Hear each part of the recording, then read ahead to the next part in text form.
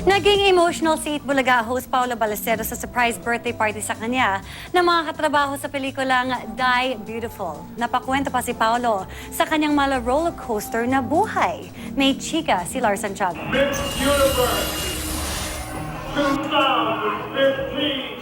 Napuno ng tawanan ng press conference ng pelikulang Die Beautiful ni Paolo Ballesteros dahil sa parody ng 2015 Miss Universe na ginawa ng isang grupo ng gay performers gamit ang mismong audio ng Miss Universe. Pagkatapos nito ay tinawag na ang mga bituin ng pelikula na isa-isang bumati. Bago pa ang question and answer, binigyan ng birthday celebration si Paolo kung saan binati siya ng mga kaibigan at katrabaho. Hindi na napigilan ng actor-host na maging emosyonal.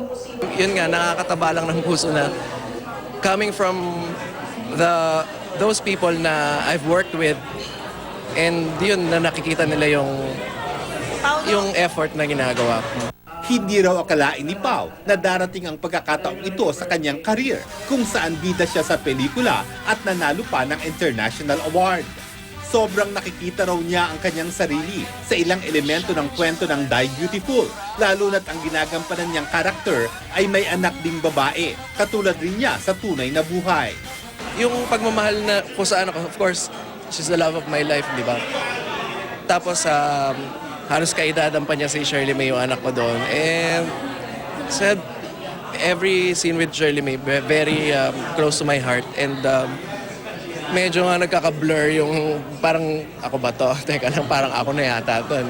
Roller coaster kung ilarawan ni Paolo ang kanyang 2016 dahil sa dami ng nangyari sa kanyang buhay.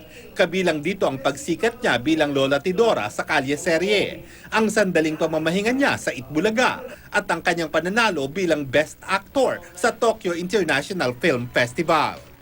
Sa pagkakasali ng Die Beautiful sa Metro Manila Film Festival, umaasa siyang magtatapos ang kanyang 2016 na nasa nakatataas na antas ang kanyang buhay at career. Of course, very high note. Like, woo! Lars Santiago, updated sa Showbiz Happening.